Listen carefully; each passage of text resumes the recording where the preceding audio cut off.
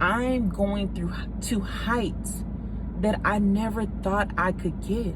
I'm doing things now I never knew I was capable of doing. Hey guys, welcome back to my channel, Body for Days by Jerica, and I am Jerica. If you are new to my channel, what's up family? Be sure to subscribe, be sure to give me a big thumbs up, and double check, make sure it's a big thumbs up. Okay, so I'm gonna cut straight to the chase. I'm not gonna play any games today because somebody needs to hear this. You've been working hard, right? You've been trying to lose weight. At first, it felt like the weight was just falling off. Like if you cough, you were down like 1.5 pounds and it felt good, right? But your weight loss automatically stopped. You're eating right. You're exercising. You're drinking your gallon of water. You think you're doing everything that you need to do in order to keep on losing the weight at the high rate that you were losing at.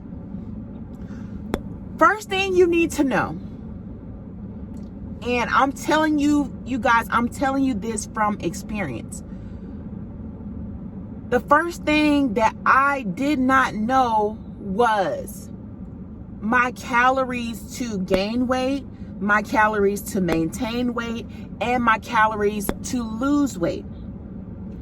That is all considered by your BMI, by your height, by your weight, and by your gender, okay? Say for instance, me. In order for me to lose weight, I have to eat 1,800 calories, right? Without going under 1,200. So once I take the 1,800 and take the 500 away, which will put me at a calorie deficit, I'm down to 1,300 calories. And how would I lose that? How would I lose the extra 500? Hard work. When you've been working out, the first few weeks of you losing weight, you're losing weight at a high rate of speed. And it feels good, right? But if you look at it, the first 10 pounds is really water retention. So we got the water retention out the way in the front. So as you know, the first few weeks, you notice your stomach going down, you notice you're less bloated, you notice that you're using the bathroom more, and that is great. You have been eating right? We think. But I started to write down everything I was eating, from dipping sauces to olive oil to an egg to onion to cilantro. Whatever I put into my mouth, I would write it down. And most people think that if you add condiments or if you add a little bit of salt and a little bit of seasoning, a little bit of butter, I was adding butter to almost every dish that I cooked. I don't know why I felt like it had to have butter, but I was butter. And at first I was losing weight. I was eating, my motto is weight loss shouldn't be boring. So I'm like, okay, I can put the butter on. It's nothing, it's butter. And I was wrong about that. So when I first started losing weight, of course, my body is in shock. I started my weight loss journey at 275 pounds. I had never been over 200 pounds ever.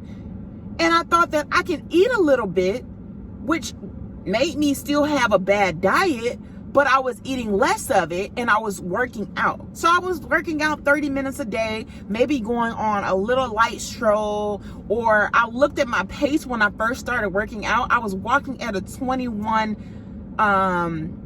minute pace, which is very slow. So, but it was doing it for me. So I kept doing it and I kept doing it and I kept eating my salmon with all the seasoning, with all the butter, with all the rice that I wanted, with my steak, with the butter, with my shrimp, with the butter. And all of a sudden, I was stuck at 219 pounds. And I could not break that. Every time I would eat, I would go up to 225, and then I would go back to 219 after I worked out for a few weeks, and I would go back up, and I'm like, what is going on with my weight? Why can't I get my weight down? Like, I'm working out, I'm eating the same thing.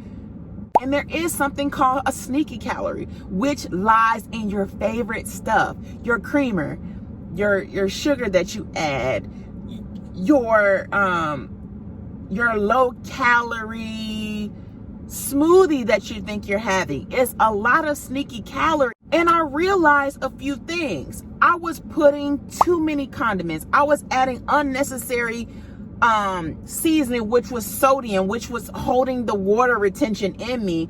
And I was just not counting my calories correctly, which hindered me.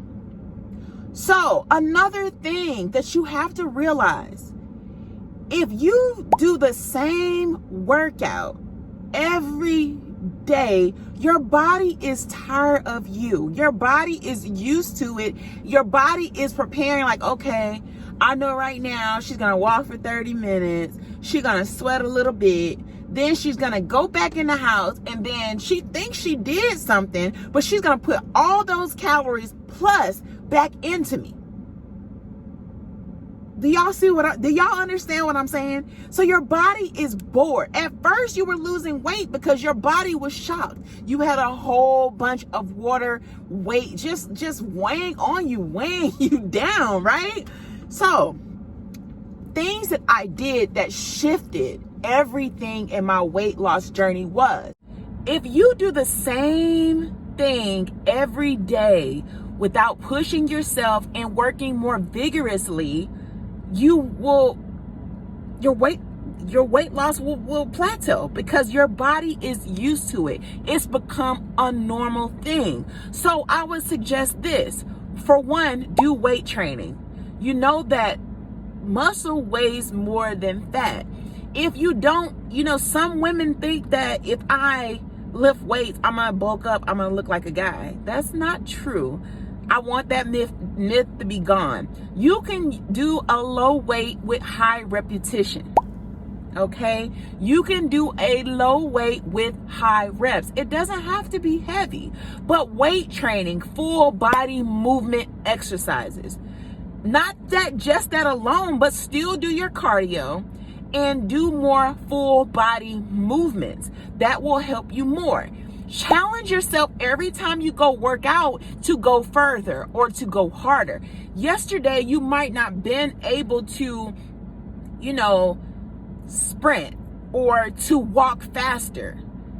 Look at yourself and track where you're going and track what your progress has been, and work harder and harder every time that you work out.